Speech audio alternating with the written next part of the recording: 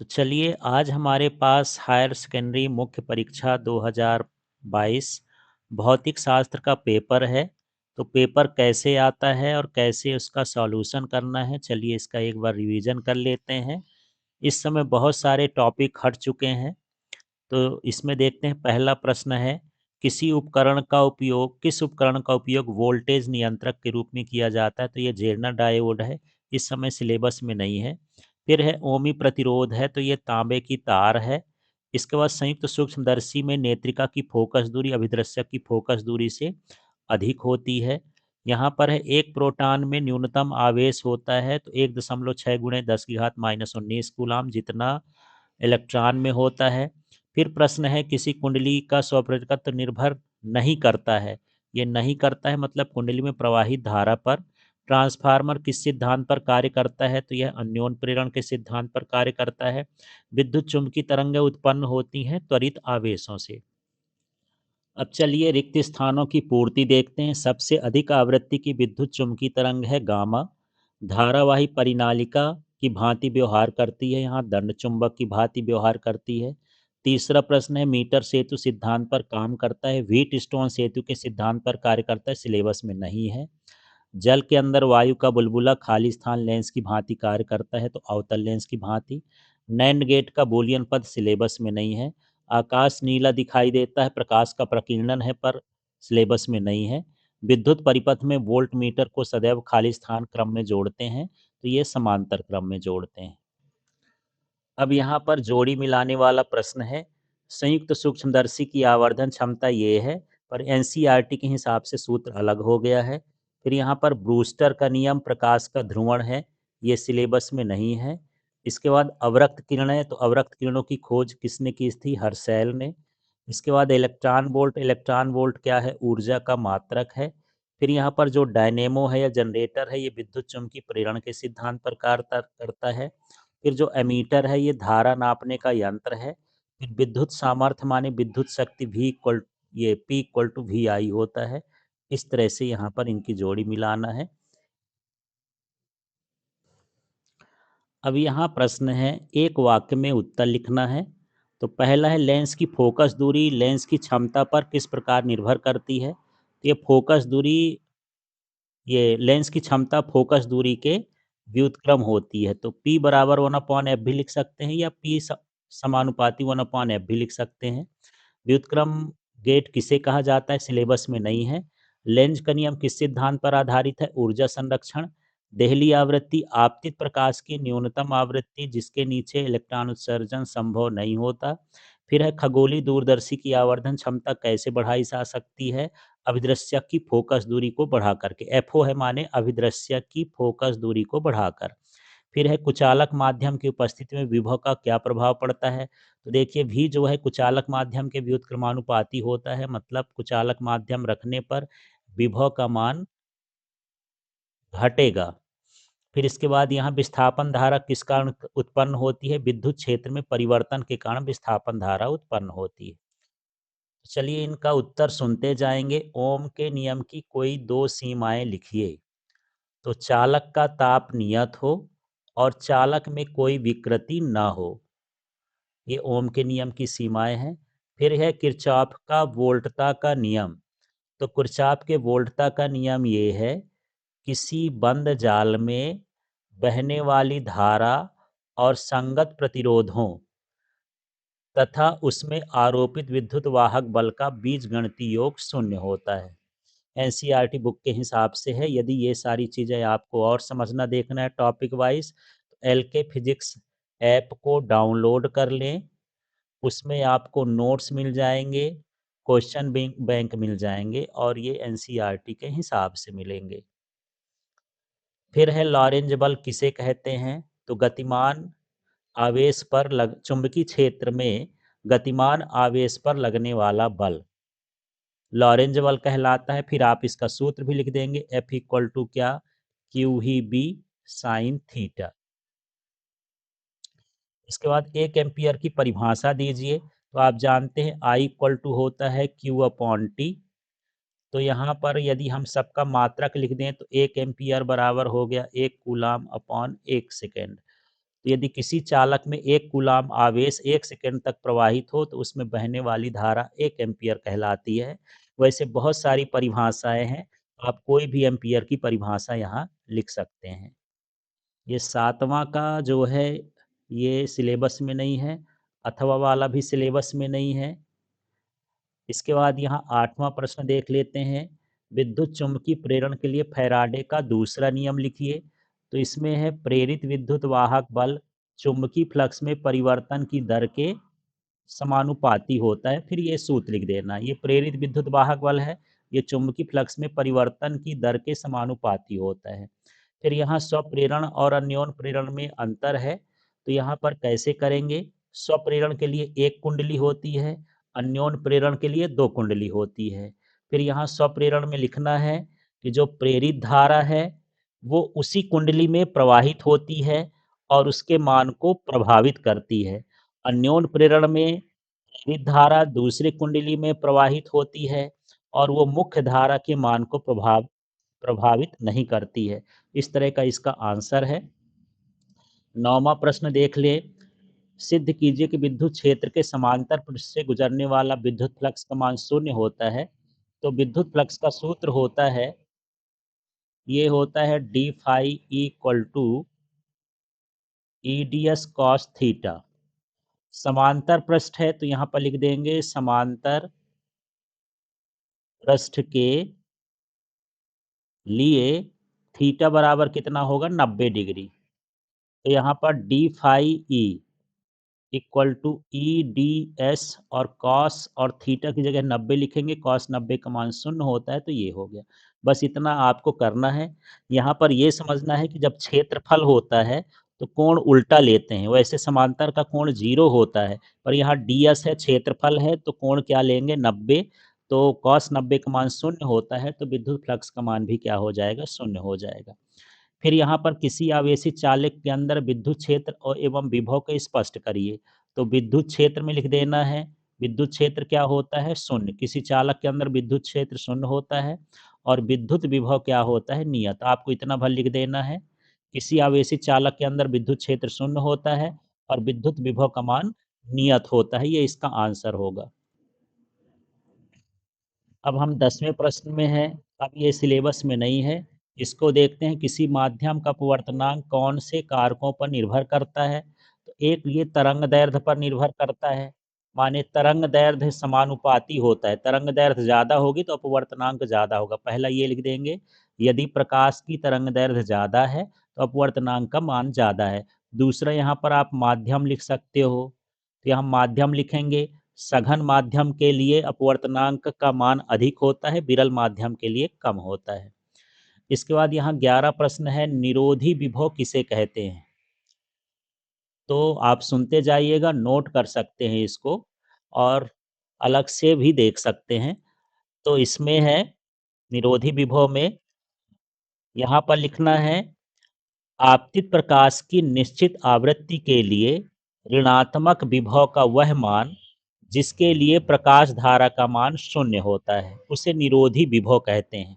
फिर से देखिए, आपतित प्रकाश की निश्चित तीव्रता पर ऋणात्मक विभव का वह मान जिस पर प्रकाश धारा का मान शून्य होता है, उसे निरोधी विभव कहते हैं। इतना करने के बाद ई वी नॉट और यहाँ पर के मैक्स लिख सकते हैं, ये इनका रिलेशन है। इसको आगे पीछे भी लिखा जा सकता है। फिर यहाँ अगला प्रश्न है, द्रव्य तरंगों के कोई 2 गुण लिखिए। तो ये द्रव्य तरंगें गतिमान कणों के साथ संलग्न होती हैं। द्रव्य तरंगें निर्वात में भी गमन कर सकती हैं। द्रव्य तरंगें पदार्थ के आवेश पर निर्भर नहीं करती हैं। इस तरह से 2-3 गुण लिख सकते हैं। इसके बाद हम आ जाते हैं 12 नंबर के प्रश्न में। तो ये 12 नंबर का ये नैंड गेट वाला अब नहीं है, सिलेबस से बाहर है। इस प्रश्न को देखते हैं, एन प्रकार और पी प्रकार अर्धचालक में अंतर लिखिए।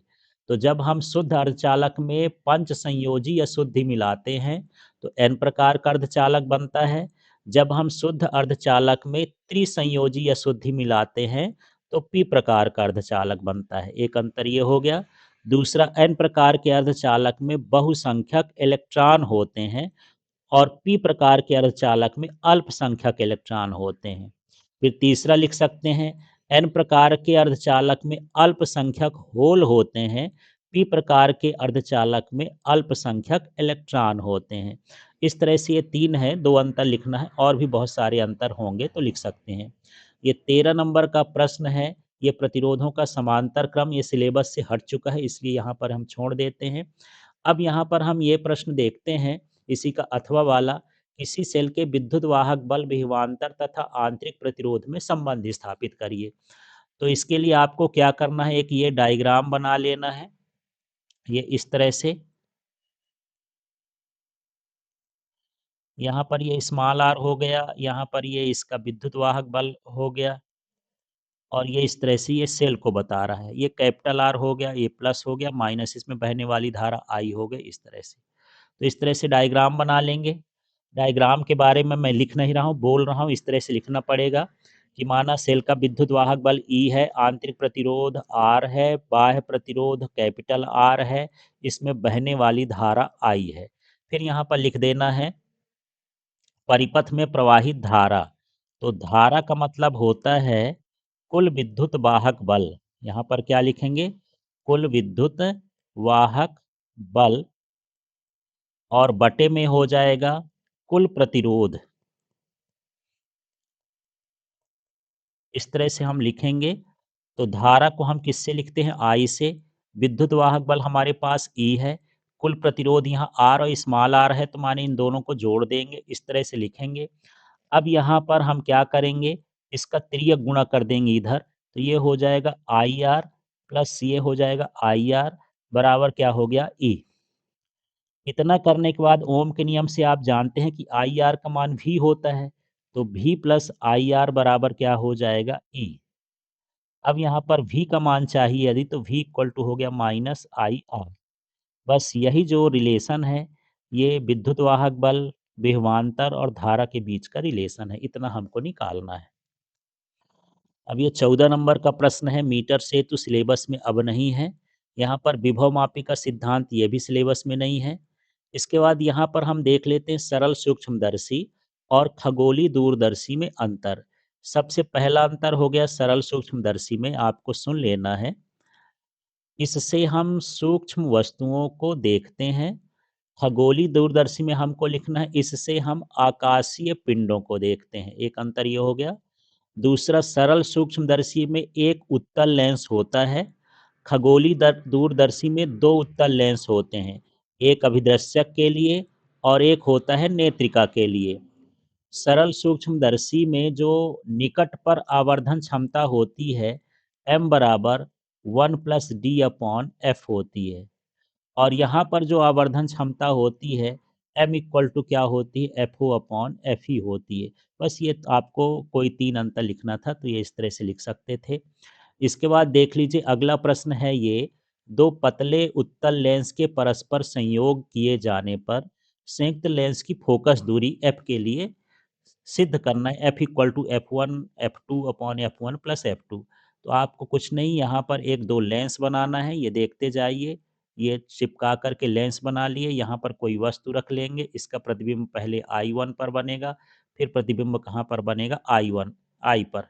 यहाँ पर एक वस्तु रख लेते हैं O, यहाँ से यहाँ तक की दूरी U है, यहाँ से यहाँ तक की दूरी V है, और यहाँ से यहाँ तक की दूरी क्या हो गया, V1 हो गया। ये लेंस L1 हो गया, लेंस L2 हो गया। केवल आपको एक सूत्र ध्यान रखना है, 1/f equal to 1/v minus 1/u। अब यहाँ पर हम लिखेंगे, इसका नाम रख देते हैं लेंस L1 के लिए। ये लेंस L1 के लिए मैं शब्द नहीं लिख रहा हूँ, इसलिए सुनते जाइएगा। लेंस L1 के लिए वस्तु O है और इसका प्रतिबिंब क्या है, I1 है। तो लेंस सूत्र से, तो ये जो सूत्र लिखा है वही लिखेंगे। 1/ क्या लिख देता हूँ मैं, 1/F1,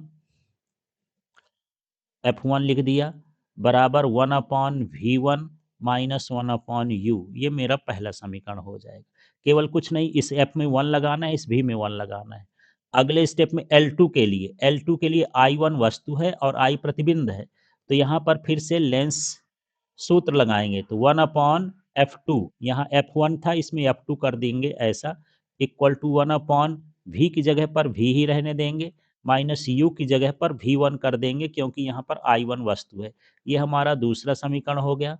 समीकरण 1 और 2 को हम जोड़ देंगे, तो यहाँ पर लिख देंगे समीकरण 1 धन 2 करने पर, तो यहाँ पर ये देखिए इनको जोड़ेंगे तो ये हो जाएगा 1/F1 प्लस 1/F2। ये इधर का जोड़ हो गया।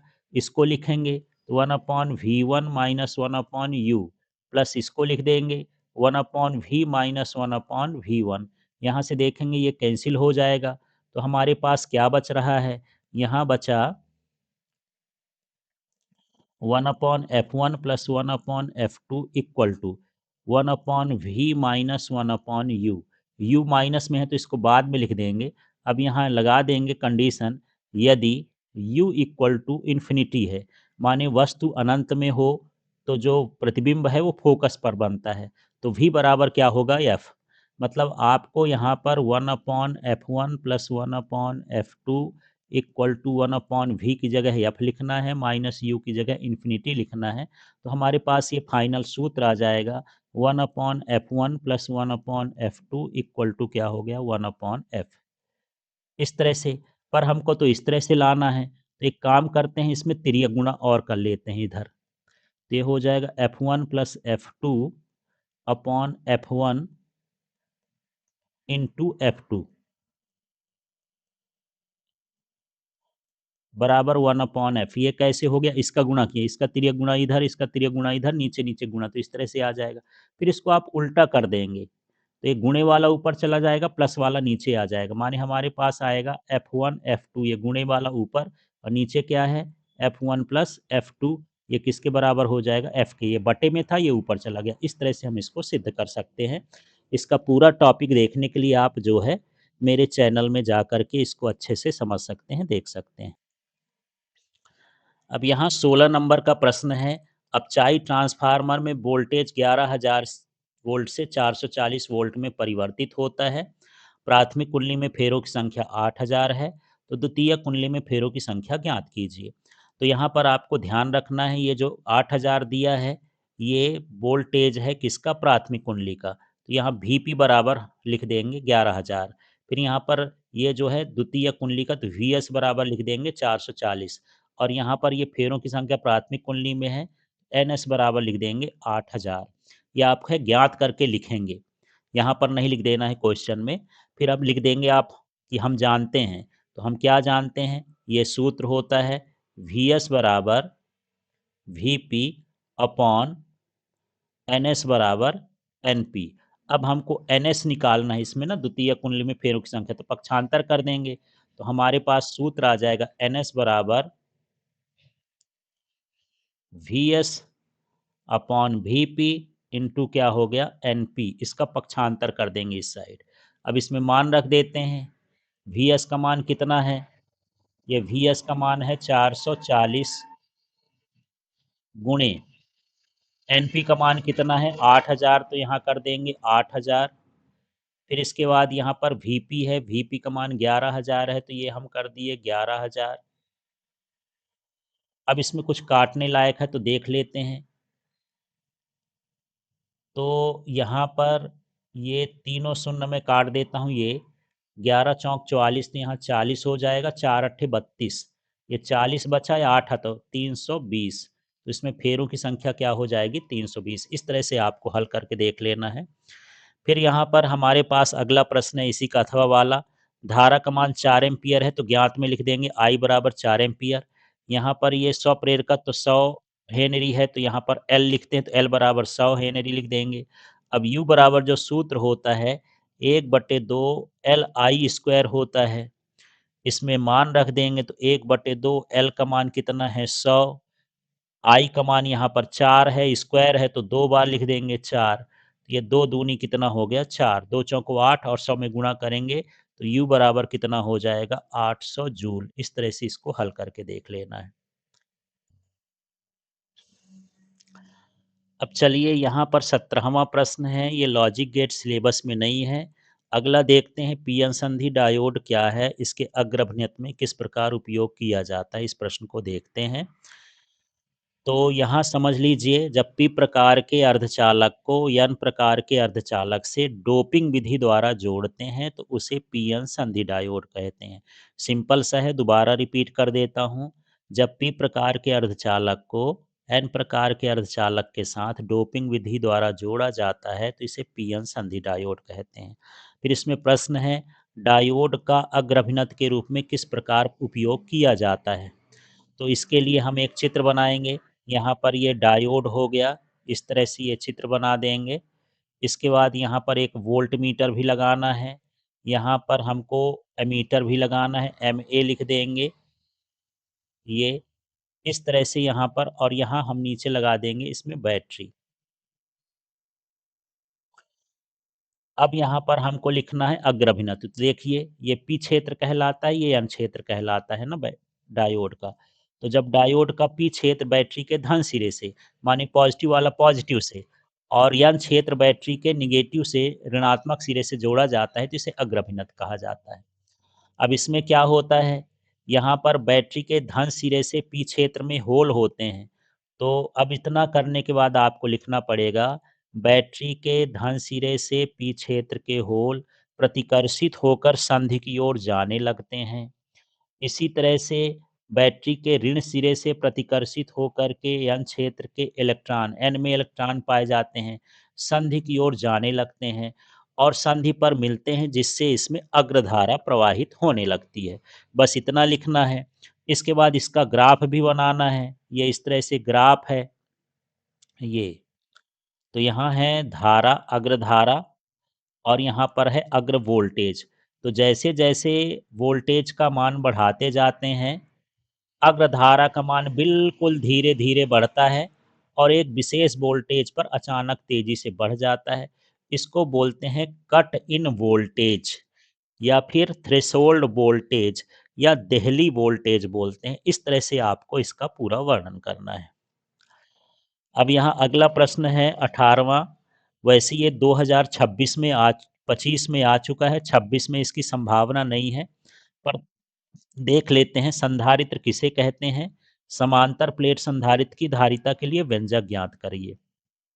तो यहाँ पर यदि दो चालक विद्युत रोधी पदार्थ से अलग हों और इसकी धारिता को बढ़ाया जा सके बिना आयतन वृद्धि किए, तो इसे संधारित्र कहते हैं। तो सीधा सीधा दो चालक कुचालक पदार्थ से अलग हों तो इस निकाय को संधारित्र कहते हैं, जिसमें एक चालक पृथ्वीकृत हो और दूसरा चालक आवेशित हो।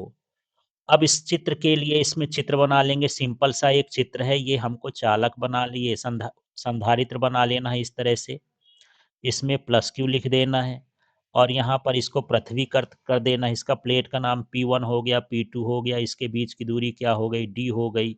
इस तरह से यहाँ पर हमको ये बना लेना है ये।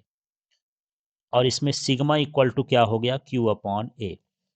तो सिंपल सा है, माना दो समांतर प्लेटें P1 और P2 हैं, इनके बीच की दूरी स्मॉल d है। P1 प्लेट को प्लस क्यू आवेश दिया गया है, P2 को पृथ्वीकृत किया गया है। इनके बीच की दूरी d है, इनके पृष्ठ का क्षेत्रफल a है और इसका पृष्ठीय घनत्व sigma equal to Q upon A है। इस तरह से चित्र के बारे में लिखना है। चित्र के बारे में लिखने के बाद आपको सबसे पहले इसमें विद्युत क्षेत्र निकालना है। तो विद्युत क्षेत्र का सूत्र होता है सिग्मा अपॉन एप्सिलॉन नॉट। फिर E इक्वल टू सिग्मा का जो मान है यहाँ पर ये है Q अपॉन ए। तो यहाँ लिख देंगे Q अपॉन ए, लिखेंगे तो सिग्मा ये हो गया। ये हमको विद्युत क्षेत्र मिल गया। विद्युत क्षेत्र निकालने के बाद हमको निकालना है विभव। तो विभव का सूत्र होता है V equal to E D. अब यहाँ पर E का मान रख देंगे तो V इक्वल टू ई का मान क्या है, Q एप्सिलॉन नॉट ए, और साथ में यहाँ पर D है तो ये लिख दिए। इसके बाद हमको निकालना है संधारित्र की धारिता। तो यहाँ लिखेंगे संधारित्र की धारिता सूत्र क्या होता है, Q अपॉन V। तो C equal to Q upon में यहाँ पर हो गया V का मान रख देंगे क्यू डी, और एप्सिलॉन नॉट ए, यहाँ से क्यू कैंसिल हो जाएगा। तो हमारे पास जो C आया वो एप्सिलॉन नॉट ए अपॉन में क्या हो गया D। यदि प्लेटों के बीच परावैद्युत पदार्थ भरा हो तो C इक्वल टू हो जाएगा एप्सिलॉन नॉट के ए अपॉन D। इस तरह से हमको इसका सूत्र निकाल करके देखना है। तो चलिए इसी का फिर अगला प्रश्न देखते हैं। प्रश्न है हमारे पास, वैद्युत द्विध्रुव किसे कहते हैं? वैद्युत द्विध्रुव के निरक्षीय स्थिति पर वैद्युत क्षेत्र की तीव्रता के लिए व्यंजक ज्ञात करिए।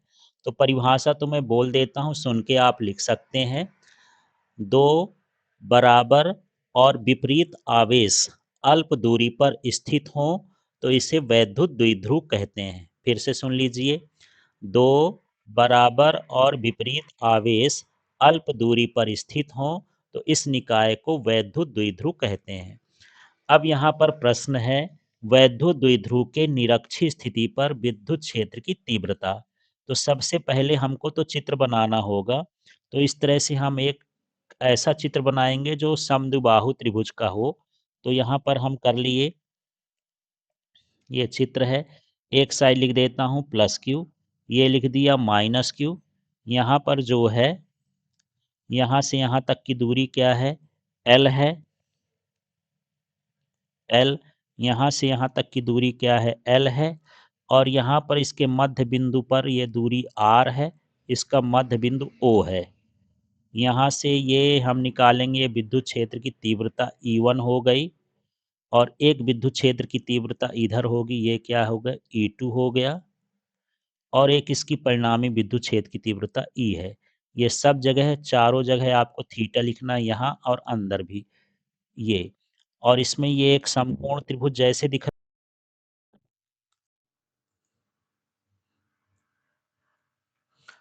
तो ये जो ये वाली भुजा है इसका मान है √r² प्लस L²। और इस बिंदु का नाम हम रख देते हैं P, यहाँ पर है A, यहाँ पर है B। अब चित्र के बारे में हमको लिखना है। इसका पूरा अच्छे से डिटेल समझना हो तो मेरे चैनल में या ऐप में जा कर के इसको देख सकते हैं। यहाँ पर लिखेंगे, माना ए बी एक वैद्युत द्विध्रुव है जो प्लस क्यू और माइनस क्यू आवेश से मिलकर बना है। इसके बीच की दूरी 2l है। इसके मध्य बिंदु ओ से r दूरी पर p बिंदु है जिस पर विद्युत क्षेत्र की तीव्रता ज्ञात करनी है। अब इसमें सबसे पहले हम E1 निकालेंगे, माने प्लस क्यू आवेश के कारण विद्युत क्षेत्र की तीव्रता। यहाँ लिख देंगे प्लस क्यू आवेश के कारण विद्युत क्षेत्र की तीव्रता। अब यहाँ जो सूत्र बनेगा 1/4πε0 बनेगा। इसके बाद यहाँ पर हम लिख देंगे Q, और इसके बाद यहाँ पर जो दूरी है वो हो जाएगी R² प्लस L², ये इसकी दूरी हो जाएगी। यहाँ से यहाँ तक की दूरी P बिंदु से, यहाँ से A से P की दूरी ये है, बटे में स्क्वायर होता है तो रूट हट जाएगा। इसी तरह से माइनस क्यू आवेश का निकालेंगे तो E2 हो जाएगा 1/4πε0 Q/r² प्लस L², ये E2 का मान हो जाएगा। अब हमको परिणामी विद्युत क्षेत्र निकालना है, तो E बराबर हो जाएगा 2E1 cos थीटा। अब ई का मान रख देंगे तो ये मैं 2 लिख दिया। ई का मान ये है ना ऊपर, ये वाला, कोई भी 1 और 2 में एक जैसे कुछ भी लिख दो। 1/4πε0 Q/, और यहाँ पर हो जाएगा R², और प्लस ये हो जाएगा L², ये स्क्वायर है। फिर ये कॉस थीटा, तो कॉस थीटा होता है आधार बटे कर्ण। तो इस त्रिभुज में देखेंगे, ये मैं जितना त्रिभुज बना रहा हूँ, इस त्रिभुज में आधार है L और कर्ण है ये √r² प्लस L²। तो यहाँ पर मैं L लिख दिया, और यहाँ अंडर रूट लिख देता हूँ ना, R² प्लस L², इसकी घात 1/2, चाहे रूट लगा दूं चाहे 1/2, ये एक ही चीज होता है। अब इसके आगे हम कैसे करेंगे समझिएगा। E बराबर 1/4πε0। अब ये 2 भी है, Q भी है, L भी है, माने Q×2L हटा करके P लिख देंगे, इसका मान P होता है। Q×2L का मान क्या होता है? P। और नीचे हो जाएगा R² प्लस L², और इसकी घात हो गई 3/2। यहाँ देखिए, ये इसकी घात 1 मानेंगे, इसकी घात 1/2 जोड़ेंगे तो 3/2 हो जाएगा। अब यहाँ कंडीशन लगाएंगे कि यदि आर का मान बहुत बहुत, ये एल का मान बहुत बहुत छोटा है आर से, तो इसमें एल छोड़ देंगे। ई बराबर कितना आ जाएगा, 1/4 pi epsilon naught P upon R cube. इस तरह से हमको पूरा इसका सवाल निकाल करके देखना है। अब चलिए हमारे पास 19वां प्रश्न है, एसी जनित्र किसे कहते हैं? प्रत्यावर्ती धारा जनित्र का रेखा चित्र बनाकर के कार्यविधि का वर्णन करिए। ये 2026 में 25 में आ चुका है, 26 में आने की संभावना नहीं है। एलसीआर परिपथ का वर्णन निम्नलिखित बिंदुओं के आधार पर करिए। इंपॉर्टेंट है, चलिए देखते हैं इनका आंसर। ये एसी जनित्र है, वह यंत्र जो यांत्रिक ऊर्जा को विद्युत ऊर्जा में बदलता है, एसी जनित्र कहलाता है। ये चित्र जो है आप चाहे ऐसा बना लें या एनसीईआरटी बुक के हिसाब से भी बना सकते हैं। इसमें एनएस क्षेत्र चुंबक है, एबीसीडी आर्मेचर है, ये C1 C2 सर्पी वलय हैं और B1 B2 कार्बन ब्रश हैं। इस तरह से चित्र आपको बना लेना है। फिर ये इसकी कार्यविधि है, जब कुंडली एबीसीडी को चुंबकीय क्षेत्र एनएस के बीच घुमाया जाता है तो विद्युत चुम्बकीय प्रेरण के कारण प्रेरित धारा उत्पन्न होती है। फ्लेमिंग के यहाँ बाएं नहीं है, यहाँ दाएं लिखना है। दाएं हाथ के नियमानुसार प्रथम अर्धचक्र में प्रवाहित धारा की दिशा एबीसीडी होती है, द्वितीय अर्धचक्र में डीसीबीए होती है। तो बाह्य परिपथ में धारा का प्रवाह होता है। और यहाँ पर साथ में आपको ये भी लिख देना है कि यहाँ पर जो विद्युत फ्लक्स का मान है, मतलब विद्युत flux equal to phi equal to क्या होता है, फाई इक्वल टू होता है ईडीएस चुंबकीय फ्लक्स, ये होता है बी ए कॉस थीटा। यदि फेरों की संख्या n हो तो फाई इक्वल टू क्या हो जाएगा, एन बी ए कॉस, और थीटा को ओमेगा टी लिखते हैं। फिर हमको विद्युत फ्लक्स निकालना, तो ई इक्वल टू होता है प्रेरित विद्युत वाहक बल E equal to minus D phi upon क्या होता है डी टी। ये भी आजकल लिखा जाता है, आपके एनसीईआरटी बुक में है। तो minus D upon D T, और फाई का मान यही लिख देंगे, हमारे पास है एन बी ए कॉस ओमेगा टी। यदि हम इसका अवकलन कर दें तो ई बराबर हो जाएगा माइनस, ये कॉस का माइनस साइन होता है, तो यहाँ पर मैं लिख देता हूँ एन बी ए, ये तो मैं पहले से जो है वो लिख दिया। और ये जो कॉस ओमेगा टी है इसका हो जाएगा minus omega sine omega T, इसका अवकलन होगा इस तरह से। अब माइनस माइनस प्लस हो जाएगा, तो ई बराबर क्या हो जाएगा, एन बी ए ओमेगा साइन ओमेगा टी। अब इसका मान जो होता है आई नॉट माना जाता है, तो ई बराबर क्या हो जाएगा, आई नॉट साइन ओमेगा टी। इस तरह से यहाँ पर ई नॉट है, ये ई नॉट साइन ओमेगा टी, यहाँ ई लिख देना है इसको, ई नॉट साइन ओमेगा टी, ये प्रेरित विद्युत वाहक बल का व्यंजक हो जाएगा। जहाँ ये जो ई नॉट है इसको हमने क्या माना है, एन बी ए ओमेगा, और ये शिखर मान होता है, वोल्टेज का कैसा मान, शिखर मान। इस तरह से हमको कार्यविधि लिखने के बाद ये भी हमको लिखना है, गणितीय व्याख्या करना है। इसके बाद ये ऊपर का कुछ नहीं लिखेंगे, ये ग्राफ बना देंगे। अब अगला था इसी में एलसीआर परिपथ का, तो इस तरह से भी चित्र बना सकते हैं, एनसीईआरटी बुक के हिसाब से बना सकते हैं। ये फेजर आरेख है। अब यहाँ पर हमको जो है इसका प्रतिबाधा निकालना है, तो यहाँ पर कुछ चीज़ें समझ लेना है। जैसे यहाँ पर आरोपित voltage V equal to V zero sine omega T हो गया, वी आर का मान आई आर हो गया, ये प्रेरकत्व का मान V L equal to I X L हो गया, और वी सी इक्वल टू क्या होता है आई एक्स सी। अब परिणामी वोल्टेज निकालेंगे तो ये सूत्र देख लेंगे ना, ये चित्र देख लेंगे, चित्र से आप बना सकते हैं। यहाँ पर ये V है और ये एक समकोण त्रिभुज है, इसका मान क्या है, वी एल माइनस वी सी। तो आप जानते हैं कि समकोण त्रिभुज में जो कर्ण होता है वो लंब के वर्ग और आधार के वर्ग के योग के बराबर होता है। यहाँ आधार भी आर है, बस यही चीज़ हम यहाँ पर लिख दिए हैं। देख लीजिए, यहाँ पर ये भी कर्ण हो गया, तो कर्ण का वर्ग नहीं लगाए तो रूट लगा दिए हैं। ये इसका आधार हो गया वी स्क्वायर अपॉन आर, और वी एल माइनस वी सी इसका लंब हो गया। अब यहाँ वी आर का मान आई आर है, वी एल का आई एक्स एल है, वी सी का आई एक्स सी है। यहाँ से देखिए वी सी है, ये वी एल है, और ये क्या है, वी आर है। ये मान हम रख देंगे। इन तीनों में से हम देखेंगे कि ये इसमें भी आई है, इसमें भी आई है, इसमें भी आई है, तो आई को कॉमन ले लेंगे, तो ये v इक्वल टू जो हमको ये मिल गया, ये क्या है, परिणामी वोल्टेज। अब हमको प्रतिबाधा निकालना है, तो इस आई का पक्षांतर कर देंगे अगले स्टेप में, तो वी अपॉन आई हो जाएगा। और वी अपॉन आई को ये एलसीआर परिपथ की प्रतिबाधा बनाते हैं, इसको जेड से लिखते हैं। बाकी ये पूरा सूत्र यही हो जाएगा जैसे लिखा है। यहाँ एक्सएल का मान जो होता है ओमेगा एल, और एक्सी का मान 1/ओमेगा सी होता है, तो इस तरह से लिख सकते हैं। इसके बाद यहाँ पर बता भी सकते हैं एक्सएल बराबर ओमेगा एल है, एक्सी बराबर 1/ओमेगा सी है। अब हमको कलांतर निकालना है, तो टेन फाई देखेंगे। टेन थीटा बराबर होता है लंब बटे कर्ण। तो यहाँ से हमको यही ढूंढना है कि सॉरी, लंब बटे आधार होता है, तो चित्र से हमको लंब बटे आधार ढूंढ लेना है।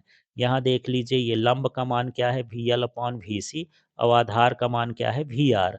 तो यही मान हम नीचे ले जा कर रख देंगे। टेन फाई बराबर क्या है, लंब बटे आधार, उस सूत्र का प्रयोग करेंगे। तो ये लंब का मान था, ये आधार का मान है। यहाँ मान रखेंगे, वी एल का मान आई एक्स एल, वी सी का मान आई एक्स सी, और ये आई आर होगा। इसमें आई कॉमन लेके काट सकते हैं, X L X C upon R हो जाएगा। एक्स एल का मान ओमेगा एल, एक्स सी का मान 1/ओमेगा सी आर है। फिर यहाँ पर फाई निकालेंगे, तो टेन का पक्षांतर करेंगे तो टेन इनवर्स, और यहाँ पर omega L minus omega C R. इस तरह से यहाँ पर कलांतर भी निकल आएगा। तो ये पूरे प्रश्न हैं, 2022 का पेपर था, कुछ इसमें सिलेबस से बाहर है वो मैं बता चुका हूँ। तो इसके हिसाब से आप प्रश्न को देख लीजिए, नमूना देख लीजिए, और किस तरीके से सॉल्व करते हैं वो देख लीजिए।